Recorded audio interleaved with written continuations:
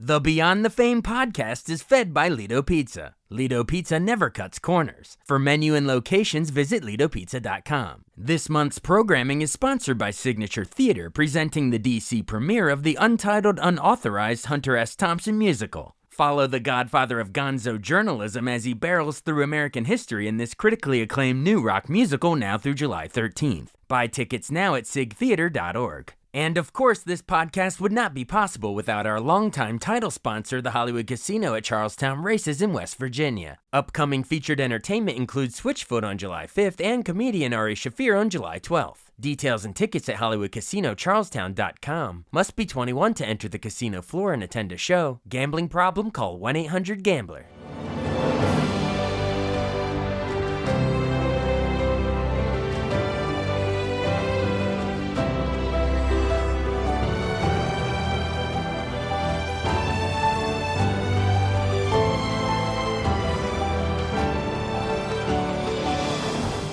Welcome to the newest episode of Beyond the Fame with Jason Fraley. I'm your host, Jason Fraley, picking the brains of the top filmmakers, musicians, and artists of our time. Rock and Roll Hall of Famer Steve Fossen, founding bass player of the band Heart, reunites with his Heart drummer Michael DeRosier to rock the Dundalk Heritage Fair in Dundalk, Maryland this Saturday, July 5th. He joined me to discuss the band's founding and journey to create iconic hits like Magic Man, Crazy on You, and Barracuda. Hey, Steve Fossen, hey, thanks so much for joining the show today. Thanks for having me, Jason. We are talking to the Rock and Roll Hall of Famer, the founding bass player of Heart. It's a touring project you call Heart by Heart. It's going to be at the Dundalk Heritage Fair in Dundalk, Maryland on Saturday, July 5th. Now, how long has Heart by Heart been going as an entity? I know we had Ann Wilson on the show several times, so you can look that up in the archives, folks. But do fans seem to appreciate that you all have sort of different parallel versions of the beloved band going all at the same time? Well, yeah. I mean, Mike and I, because we were the rhythm section, we were very authentic in the presentation of the music, and we ensure that Lizzie Damont and Chad Quist prepare their parts to reflect the work and thought we put into all the parts that we made back in the 70s and 80s. You mentioned those bandmates. Dote on your vocalist, Summer Maystick. She's been singing since she was 2 years old. And she all through school, she was in choirs and all that kind of stuff. She got a scholarship to college for her vocal prowess, and she is very dedicated to presenting the vocals just close to the record as she can, and but she does take some liberties and everything. But we try to present the music in a way that people can create the nostalgia in their mind, and they can not worry about whether we're going to rearrange the songs and reimagine the songs. We play the songs the way that they were written and composed and everything, and then that way the crowd can hear the music and then remember what it was like when they first heard it back in the 70s and 80s. Oh, absolutely. And I'm sure different generations, the folks that grew up listening into it back then can now bring their kids or heck, even grandkids at this point. But the music is timeless. It works on all of us. I think it'll outlive all of us and our kids and grandkids. That music will be around forever. So you have to come see it, folks. It's at like I said, at the Dundalk Heritage Fair, just outside of Baltimore, right there, off the Patapsco River there. Yeah, Dundalk we've played there in the past quite a few times, and the last time we played was 2016, and we've wanted to come back, but our schedule never permitted it over the years. But now we're coming back, and we're really glad to be there. And yeah. No excuse not to go, folks. That's how you spend your 4th of July weekend, doing that. Well, whenever I have someone on, I love to tease the show, but you sort of mentioned all the great memories of the band, so we might as well, go through some of, your journey, your origin story here. I know you were born in Seattle in 1949. Paint a picture growing up. What did your parents do for a living? Your dad served in World War II, right? Mom and Dad served in World War II. Dad was in the Signal Corps up in Alaska, and Mom was a RN. She was in the WACs, and she was a nurse, and she made it to lieutenant. My dad was a sergeant, and he never lived that down. But he was, being a sergeant, he was very meticulous writer, and he kept records and everything for the squad that he was in. That's great. So that's in early mid 40s during the war, and then you come 4 years after the war ends in 49. So then, as you burst on the scene in this world as a toddler and as a teenager, what music are you listening to growing up in the house, either in the 50s or I guess your teens would have been in the 60s? So yeah, what were your touchstones? Well, my parents had the radio going in the car all the time, and we they basically listened to the pop music that was popular at the day. So when I was very young, the popular musicians were like Dean Martin and Frank Sinatra and Tony Bennett and stuff like that. But Yeah. as soon as like I'm the same age as rock and roll basically, and Disneyland too. That's awesome. And just to clarify, Disneyland opened in 1955, but I guess you're referring to Walt Disney getting the idea for it in 1949, watching his kids ride a carousel at Griffith Park in LA in 49. So there you go. I was just lucky to be born in that era, and Yeah. because America was really rebounded from the war really well, and we took care of our veterans, and all these new and exciting things were happening, and people were taking advantage of it. And as a kid, television, radio, Disney, like I said, Disneyland and cars. I mean, cars were fantastic back then. Mhm. The designers of cars were just going crazy with the cool designs and making it comfortable for people. And of course, we didn't have seatbelts back then. A little more flying by the seat of your pants, I Yeah, I guess. remember standing up between my parents and while we were driving down the street, standing on That's on the safe. front Yeah, car I'm seat. sure parents, if you're listening to this today, maybe not try that one today, but it's a cool story in hindsight that you survived it, thankfully. I survived it, and I didn't wear a bike helmet when I rode my bike either. Yeah, because you were like, what's a helmet back then? Yeah, so it was a different world, but at That the same explains a time, lot, Steve. Hits I to the mean, head. but No, we're kidding. We're kidding. I never really fell off my bike and hit my head, so I don't know what it was like, but Evil Knievel over here, yeah. yeah. So people have to protect their children, which is I totally agree with that, and if it takes that to protect children, I'm all for it. Absolutely. But we're glad you survived because we might have lost all these great teams. All right. Well, then that's the segue then. So then when do you actually, I guess you pick up a bass and when do you actually start jamming in your basement with Roger Fisher? At least I think I read that it was like late 60s, right? You started playing in your parents' basement? Yeah, Roger and we both got our instruments. He got a guitar, I got a bass in 1965, and then we kind of went our own ways for a couple of years to learn our craft, or at least dabble in the craft. I don't know. You don't really, after 2 years, you don't really know all that much, but You you think you know, do at the time. we thought, oh, yeah, I've been playing 2 whole years already. It's Yeah. like, And I'm playing without a helmet. yeah. So one day after school, we came to my house. I lived within walking distance of my high school, and we came over here and we said, "Hey, let's start a band." And we shook hands and we said, "Okay, we're going to start this band, and we're not going to quit till we make it big." And I guess that's what happened. Was it the Army or something Yeah, else? Okay. the first band we had was the Army. I knew a lead singer and he knew a drummer.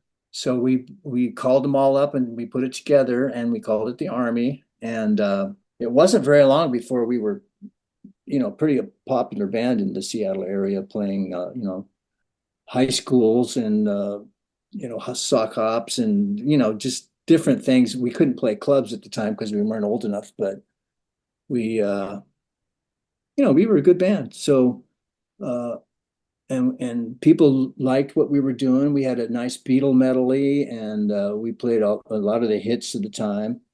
And we weren't. We had nice equipment and everything, so we were a going concert even back then. Absolutely. All right. So it was the Army at the time. Eventually, it would change to White Hart, and then finally just Hart. Where and then do the Wilson, Ann and Nancy Wilson sisters? When did they arrive? Because I know Ann was dating Michael, and Nancy dated Roger at a point back then. But when was this in Seattle, or had you gone up to Vancouver at that point? What's the timeline? Well, we were Army, and then we changed the band name to White Hart, and then a year later in 1969, Roger and I shortened it to Hart. So we were Hart from 1969, 70, and 71. Gotcha. And then we met Ann in 71, and we we started a cover band. And back then, cover bands played like you did 4 sets a night, and you usually played 4, 5, or 6 nights a week.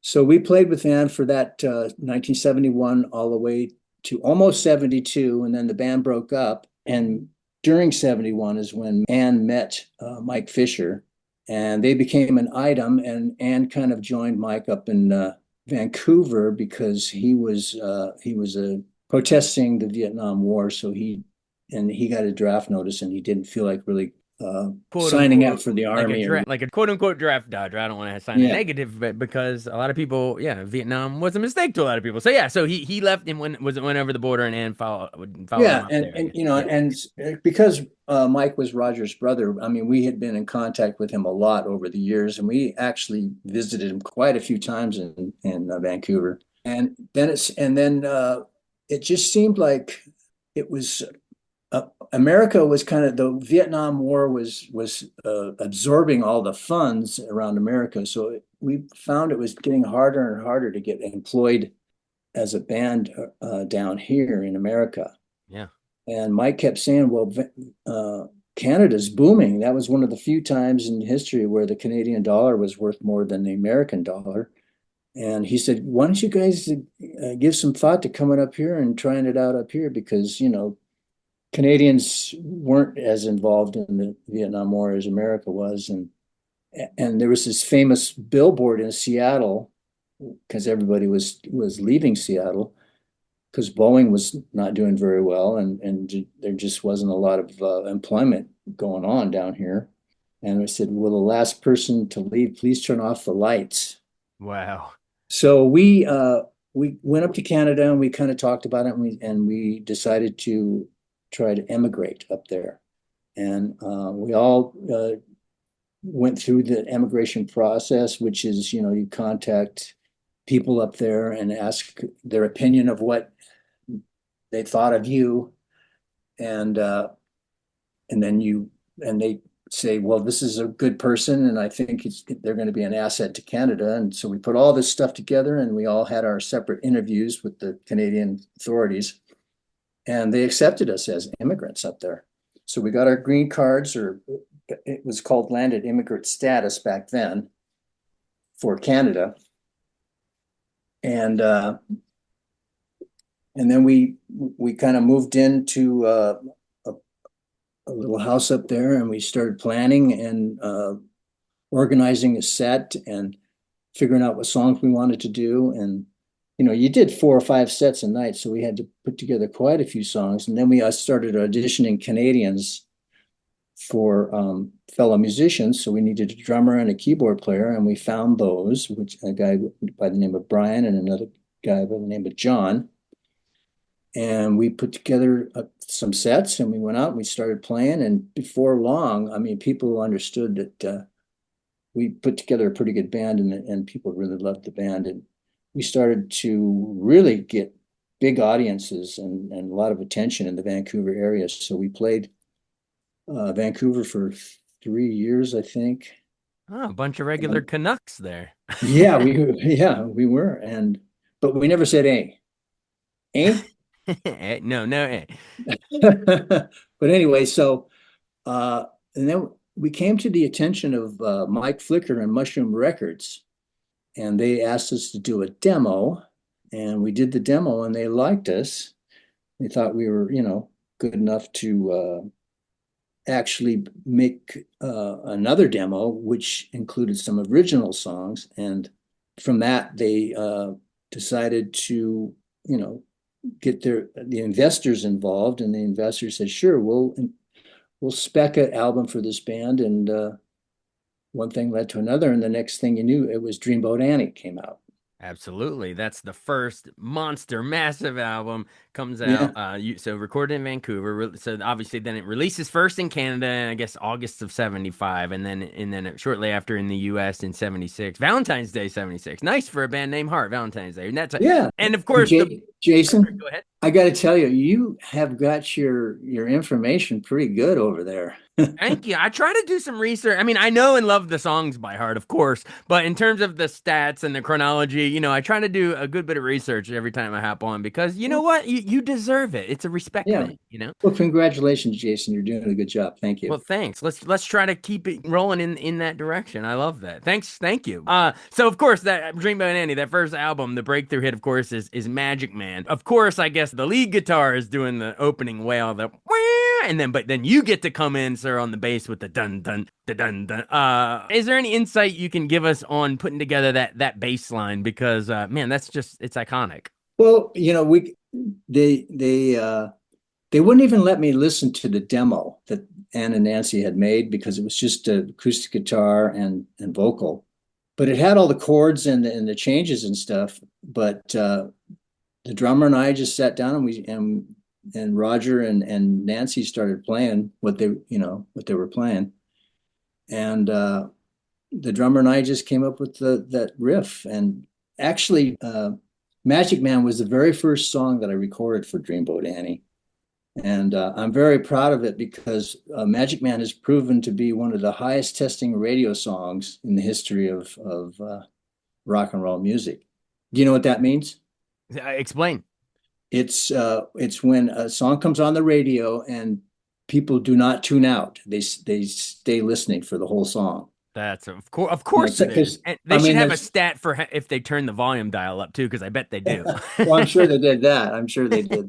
Do you remember And hearing? You remember where you were hearing on the radio the first time? I know exactly where I was. So we had been told that a certain radio station in Vancouver was going to play Magic Man the next day. So I got up in the morning, I turned that radio station on, and I started listening, and I heard, I listened, I listened, I listened. I heard all day long. I heard every popular band of the day except for Heart, and we had a gig that night, so I had to take a shower.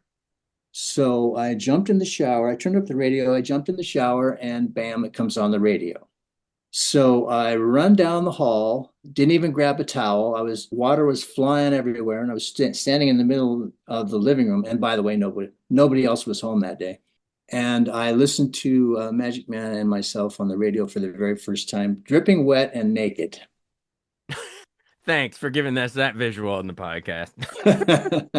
Well, I was 24 years old, so Blown away hearing it on the radio. That must have been but amazing. I was anyway, gonna say give you goosebumps. That probably just because yeah, it was. I mean, it was the most exciting moment of my whole career in music. Hearing Absolutely. yourself on the radio is it's surrealistic, really. I mean, it's just like, wow, this is something else. Yeah, like an out of body experience. I can only imagine. But Uh, oddly enough, so Roger and Nancy and I and the drummer, we laid down the track, and then Howard was the guy that came up with that opening lick for the song. oh, okay, cool. It still must be fun to play all these years later, even in Dundalk. Oh yeah. So on that same album, Dreamboat Annie, you also do Crazy on You. And not only, Ann Wilson's insane vocals, maybe one of the best displays of any song for that. But I also want to hear, again, like you're breaking down sort of the creation of the bass line. So if Magic Man was dun dun dun dun dun, Crazy on You is what? Dun dun dun dun dun dun. Dun. Like, yeah, insights on putting that together. Well, okay, so Roger and Nancy and Ann had did the kind of a demo of the song, and towards the end of the song, Roger came up with the dum ba da da da da dum, and Mike Flicker heard it and went, "Hey, wait a minute, why don't you open the song with that instead of end the song with that?" So they kind of rearranged the song, and then uh, that was ended up being the opening of the song. So Mm. And you agree, and vocals on that are just ridiculous. yeah, and Yeah. and this was just before Mike DeRozier joined the band, so it was a different drummer, but the drummer and I had a really good vibe going, so we played as good as we could. And Mike Flicker used to say, this was something he said almost every day in the studio. He says, "Okay, I want you guys to play this right because you're going to be listening to this for the rest of your life." And I Meaning thought, he knew it was oh, going to be that good. It's going to be on point. yeah, yeah, he knew, but I didn't know. But I thought, well, I'm glad he's got all that confidence. So I'm going to try my best to do the best bass part I can. So that's what happened. Well, I think it's safe to say that you did. So Magazine's the next album, but then and DeRozier comes on for that one. But let's go into the third album, Little Queen in '77, because I think that probably multi-platinum or something, because that's the one that has Barracuda and the amazing hard driving. Dun, dun, dun, dun, dun, dun, dun, dun, dun. That must be ridiculously fun to play as well. Memories of putting that together. Yeah, well, the memory. So Roger and Mike would do sound checks together, and they came up with the actual the riff, and we all heard that riff, and we thought, hey, well, that's a cool riff. Why don't we expand on that and make a whole song out of it? So then Ann and Nancy and Roger got together, and Mike Drozier too, and they finished up and wrote the rest of the song, and then we went in the studio and recorded it. And it was basically two takes. One take was the body of the song, and then the other take was the end of the song. And and the lead guitars, obviously the guitars are a great big part of that song. And Howard and Raj, I mean, they really put together a great, feeding off each other and complementing each other. They put together these guitar parts that are just amazing. So I'm happy about that one. It's an incredible song. And the drum part was so integral to the song that they actually gave Mike DeRozier songwriting credits on that. Right, yeah. If folks, if you look down the discography, a lot of those early songs are credited to Ann or Nancy or both of them, the Wilsons. But yeah, you will see the drummer DeRozier gets a songwriting credit because it's vital to that. Well, and that's the musicology of the song. But I remember I was talking to Ann about like the meaning of the song. It's Barracuda. She said it was like reflecting the human piranhas swimming as a result of your fame. What did she say? I wrote it down. Quote, heart was getting bigger then, and we were meeting some real sleazeballs along the way, I guess, in the industry. I guess it's like that Jimmy Buffett, fins to the left, fins to the right, Barracuda, there are piranhas all around. Is that sort of what you take away from it, or you have another thing to add? Well, I I didn't really, I figured that the record company was full of, just like every business is full of good people and not so good people. Yeah. And I just liked the song because it was a hard driving rock song, and I didn't really, I think Ann's got her inspiration for the words from her, her disagreement with how she was being treated by what she construed as sleazeballs. So I guess that was a positive thing that came out of it. But I just liked it because it was a hard driving rock song, and we got to really play um, how we how we played live and with just hard driving rock, and turn the guitars and the bass and the drums up, and let's go. Absolutely, absolutely. It's a great one. It's an all-timer. We could do like a whole episode on that song alone, but we can't. We gotta round out the rest of the career here. So you follow up with Dog and Butterfly in 1978, and then I believe Baby Lestrange in '80. I think that's the first one without Roger and Michael Fisher, right? They had left at that point, right? Do you remember why they bounced? Well, yeah, they both of them were in relationships with Ann and Nancy. Of Got a course, little Mike with messy, Fleetwood Mac style. Mike with Ann and Roger with Nancy, and they both got caught, straying from the relationship. So, Mm, Ann and Nancy they had enough self worth, yeah, in their psyche that they just said, "Hey, we can't put up with that." yeah. So they just gave him they cut him off. Gave them their walking papers Yeah. from personal life and from the band. Wow.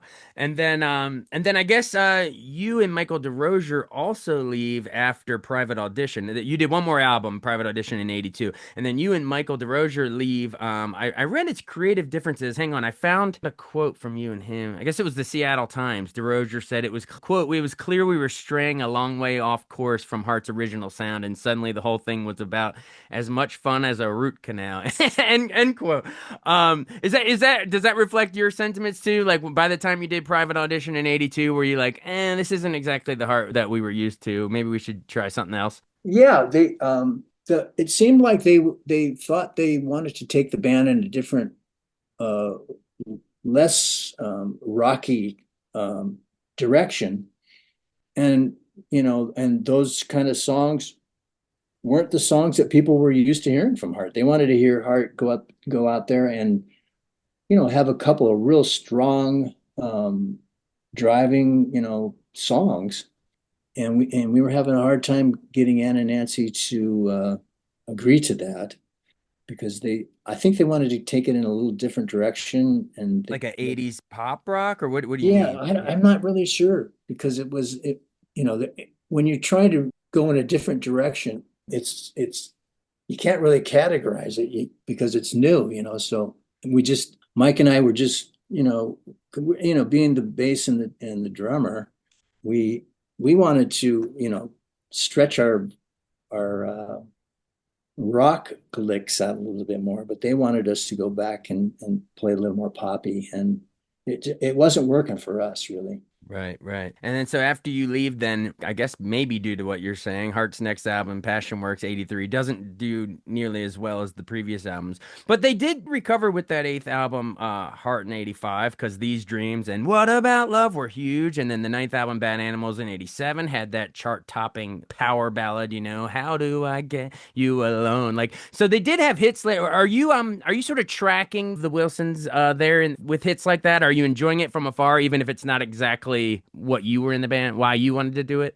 Yeah, Happy exactly. Yeah, for him. You're happy for him. because if I realize that if Heart does well, then I do well because people not only do they buy the new albums that come out, but they revisit the older albums too. So Right, right. I knew that it was helping me, and anything that kept Heart in the psyche of the American public was a positive thing, in my opinion. So and Absolutely. Ann and Nancy and Roger and Howard and I and Mike, we did some beautiful stuff, and we and all that stuff was the foundation for what came after that. The other, with the new members and the new song. And Absolutely. and one thing about their new albums is that they, contrary to what we had when we were in the band, was they had different songwriters and they collaborated with in that period. So Gotcha, gotcha. And I guess you're off doing, you're embracing your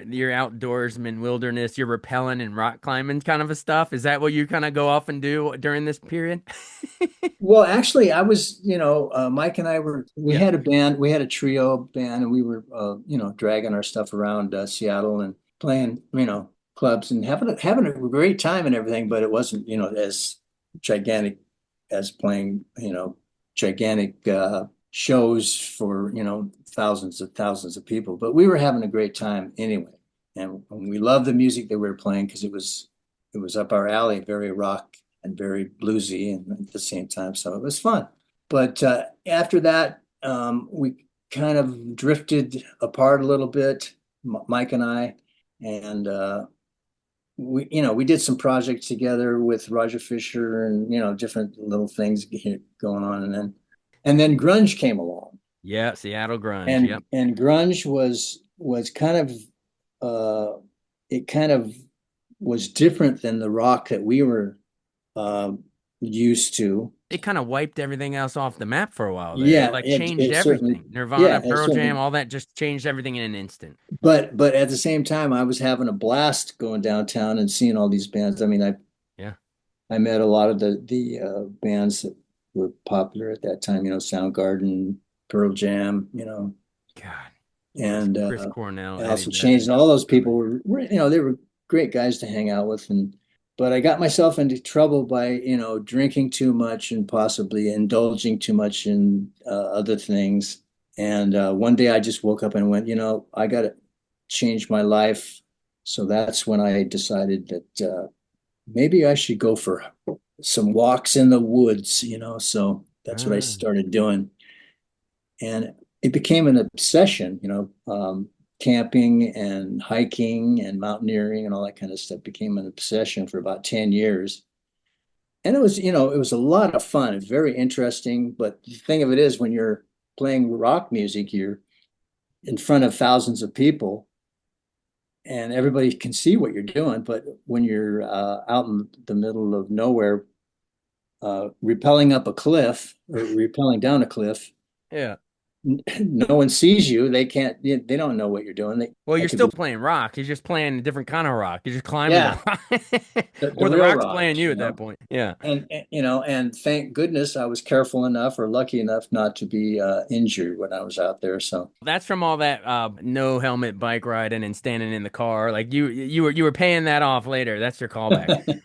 Hey, real quick before we go, I do want to say that, while you all sort of gone in different directions tour wise with different versions of Heart and everything, you all did get, you did come back together to get inducted into the Rock and Roll Hall of Fame in 2013. You even got to play Crazy on You live with Ann and Nancy again on stage. And so yeah, where are you when you get that call that you're getting inducted? Are you excited? Are you like, oh my gosh, this is validation, or more like, hey, I get to go hang out with the old buddies again? well, we were nominated 2 years in a row. And Overdue still. the Yeah, first overdue. year we didn't make it. Yeah. So, that was disappointing, but and that whole first year that we were nominated, I was a nervous wreck the whole time.